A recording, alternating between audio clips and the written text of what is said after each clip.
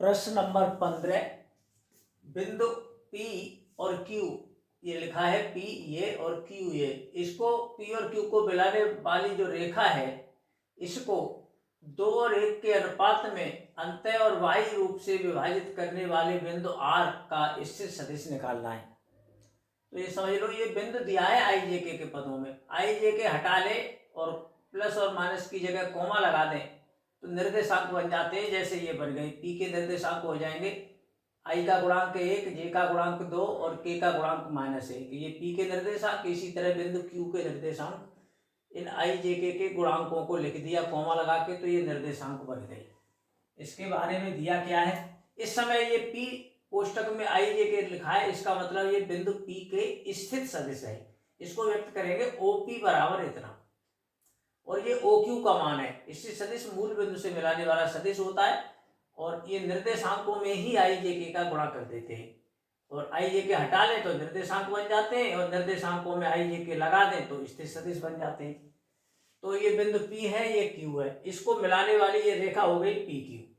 इस रेखा PQ पर एक बिंदु है R। ये दो तरह से बिंदु R है, एक अंतः और बाह्य। अंतः का मतलब है PQ के अंदर बिंदु है इस रेखाखंड पर R, और बाह्य का मतलब है ये बिंदु PQ के बाहर इधर जाके कहीं बिंदु R होगा। ये R इस रेखा को दो भागों में बांट देता है, एक भाग ये और एक भाग ये। इन भागों का अनुपात दिया है 2:1। ये हिस्सा 2 है और ये वाला हिस्सा 1 है, तो ये दो भाग हो गए। यहाँ से यहाँ तक का भाग M कहलाता है, और इधर वाला N। इनका जो अनुपात है M और N का, वो 2 और 1 दिया है। इस बिंदु R के निर्देशांक पहले निकालते हैं और इन्हीं में आई जे के का गुणा कर देंगे तो ये स्थित सदिश बन जाएगा। तो इस एक्स वाई जेड को निकालने का एक फॉर्मूला पढ़ाया जाता है पिछली कक्षाओं में, यहाँ भी वही है, देख लो। x बराबर होता है, फॉर्मूला होता है mx2 plus nx1 upon m plus n। इसमें मान लगाओ, m और n के मान 2 और 1 हैं, और ये पहले बिंदु के p के निर्देशांक x1 y1 z1 और ये q के x2 y2 z2, और जिसको निकालने होते हैं वो x y z। तो x निकाल रहे हैं पहले, हाँ, तो m का मान 2 लगाएंगे और x2 देख के लगाओ, इधर मिलेगा -1 प्लस n लगा दिया, n का मान 1, और x1 यहाँ से मिलेगा 1 upon m plus n। m और n मिलके 3 हो गए, और ये -2 प्लस 1 -1/3, ये तो x हो गया। ऐसे ही y अभी निकलता है, m का मान m/2। हम पहले सूत्र लिख लेते हैं, x की जगह y लगा देंगे, m/2 n/1 upon m plus n। जब m प्लस n तो ये वही आएगा हर बार, और बाई टू यहाँ मिलेगा 1 है, और n का मान 1 लगा दिया, और y1 यहाँ से देखेंगे ये 2 है, तो ये हल कर ले, 2 और 2 ये हो गया 4/3।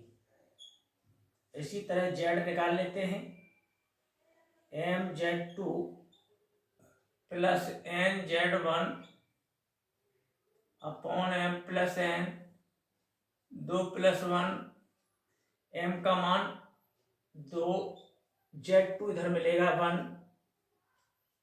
n का मान 1, और z1 इधर मिलेगा -1। तो ये अपॉन में तो 3 हमेशा आएंगे, ये तो 2 एकम 2 -1 1/3। तो एक्स वाई जेड के मान हो गए हैं, अतः r का स्थिर सदिश OR बराबर हो जाएगा, वेक्टर लग जाएगा, इसी निर्देशांकों में आई जे के का गुणा कर देंगे, -1/3i plus 4/3j plus 1/3k। ये अंतः विभाजन के लिए है, फर्स्ट खंड है इसका। सेकंड खंड आप स्वयं करेंगे, बाह्य विभाजन के लिए चित्र भी बनाना नहीं है, केवल इस सूत्र में हम माइनस कर देंगे, सब जगह तीनों जगह माइनस कर देंगे। यहाँ माइनस आ जाएगा, यहाँ बीच में ऊपर माइनस नीचे माइनस, तो ये चेंज मान हो जाएंगे, और फिर बाद में आई जे के का गुणा करेंगे। तो ये सेकंड खंड अपने आप करना, इसी तरह से देख देख के यहाँ माइनस करके ऊपर नीचे सब जगह माइनस होके ये संख्या बदल के दूसरी आएगी, फिर OR भी दूसरा आएगा। प्रश्न इस तरह से पूरा हो जाएगा। धन्यवाद।